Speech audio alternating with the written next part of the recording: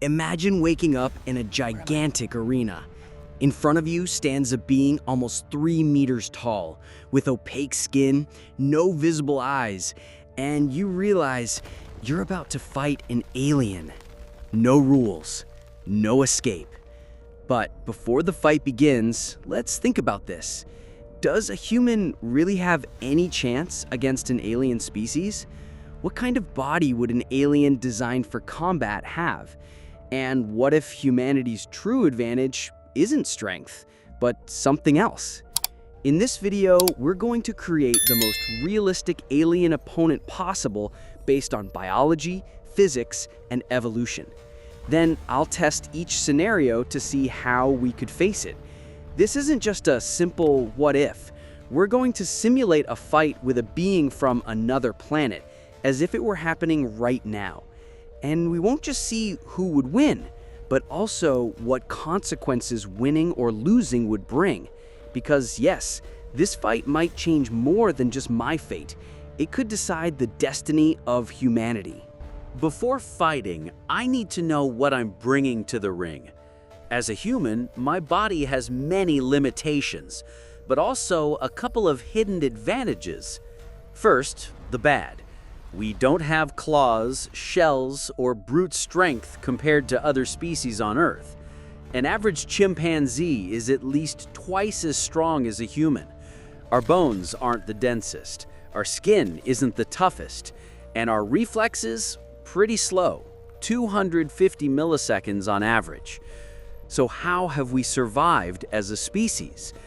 Here's where it gets interesting. We have endurance. We can run longer than almost any animal. We have fine coordination. We can use tools, plan, and adapt. And above all, we have strategic intelligence. In a fight against an unknown alien, those skills could be key. If the alien relies only on strength or speed, it might underestimate me. But if I can anticipate, analyze its behavior, and act before it does, maybe I have a chance. So it's not just about hitting, it's about thinking. And as you'll see later, that might be my only real weapon. Now, let's see who I'm about to fight. If I'm gonna fight an alien, I need to know what it is, and worse, what it can do.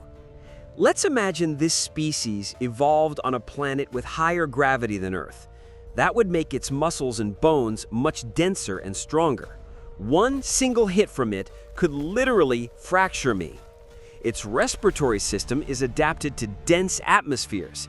It can last longer without oxygen, move in extreme environments, and resist temperatures that would kill me in seconds. Its skin isn't skin. It's a semi-organic layer of silicon, like natural armor. And it doesn't have eyes like ours. It sees through thermal detection, echolocation, and electromagnetic pulses. That means I can't hide. I can't trick it with fast movements.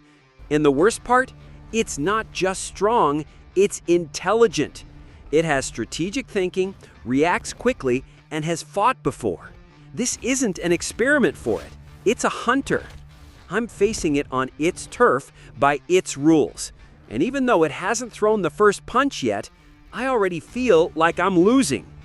But I won't give up just yet. If I want to win, I need a plan. I can't win with strength. That's clear. But there's one way humans have always beaten stronger rivals, with strategy. First, I need to observe it. Every movement, every reaction. Does it have blind spots? Any routine? Like in chess, the key is to anticipate its next move before it sees mine. Second, use the environment. If there are obstacles, structures, objects, I can use them as shields or traps. A simple change in terrain can balance the fight. If it slips, gets distracted, or stuck for just a second, that second could be my advantage. Third, provoke its ego. If it's a conscious creature, maybe it has pride. And if I can get it to underestimate me, to lower its guard thinking it already won, I can strike when it least expects it. And finally, use tools. Maybe I don't have claws, but I have hands. A sharp stick, a rock, anything can become a weapon if I know how to use it. It's not about being the strongest. It's about being the last one standing. And if I do it right, maybe I won't fall at all. The fight begins. No warning, no countdown. I just hear a hum, and suddenly, it's already on me. Its speed is inhuman. I barely see it move before I'm on the ground. It throws me 5 meters with a single hit. It doesn't hurt until I try to breathe. I try to get up, but every move seems anticipated. Every time I attack, it's already gone. When I finally land a hit, it feels like punching concrete. It doesn't react, doesn't even blink. I think of my strategy. Where's my advantage? I try to lure it toward a metal structure. I hide, jump, attack from above. Nothing. It grabs my arm, hurls me against a wall. I feel something break. In less than 2 minutes, I'm at the edge of collapse. It looks at me, tilts its head slightly, as if deciding whether to continue or finish me. It's not fighting at full strength. It's playing. In that moment, I realize this isn't a fair fight. It's a slow execution. And if I want to survive, I can't keep fighting clean. I'm on the ground, bleeding, gasping for air, but still thinking. And as it approaches to finish me, something clicks in my mind. I can't beat it as a human, but maybe I can as a species. I circle a metal pillar, distracting it with erratic movements. It doesn't understand, it's looking for logic. But I only want to buy a second. In that second, I reach a nearby toolbox. Inside, a high-voltage flashlight and a compressed oxygen canister. Not weapons, but combined, they can create fire. It doesn't see it coming. I throw the spark. The gas ignites in the air. For the first time, the alien screams. Not in pain, in surprise. It backs away, changes posture. No longer playing. Now it takes me seriously. And that's exactly what I needed. Because if I can make it feel threatened, it will make mistakes. And if it makes mistakes, I have a chance. Small, minimal, but real. I don't want to beat it with strength. I want to beat it with mind. And this time, I'll make every second count. Just as I start to believe I have a chance, something happens that changes everything. The alien stops, not from pain, from choice. It touches the burned part, looks at it like an experiment, and then its body changes. The skin begins to mutate, darken, harden. Its posture shifts, muscles expand. I understand instantly it wasn't using all its power. What I thought was its fighting form was its passive version. Its true combat mode begins now. It charges at me. This time I don't see it coming. Not with strategy, not with luck.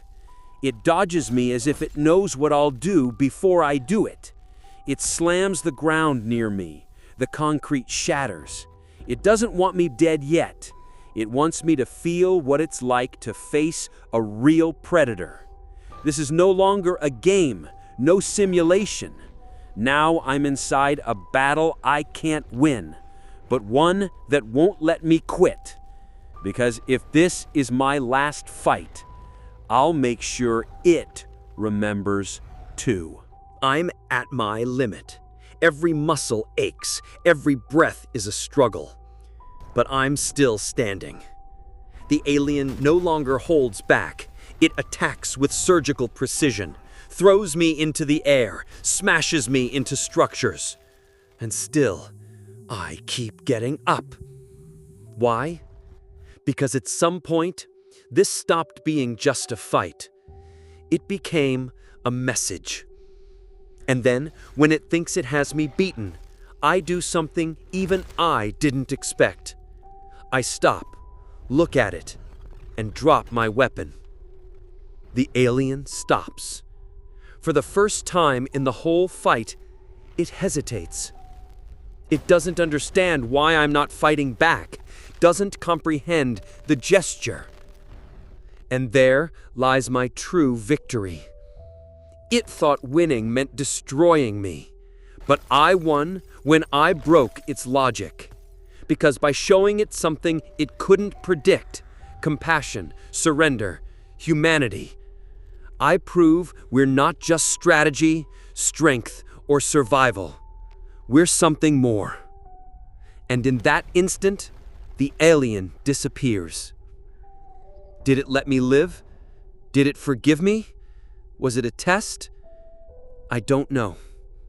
I only know that I'm still alive, and that for some reason, it chose me. I didn't win that fight with strength, not even with strategy. I won by showing something it didn't understand, my humanity. And now I wonder, if you were in my place, what would you have done? Would you fight until the end, or find another way to win? Because in the end, this what if isn't just a fight against an alien. It's a fight against the unknown. And this is just the beginning. If you want to see what would happen if the world were invaded tomorrow, or if Earth became the aliens' planet, subscribe. What's next is even crazier.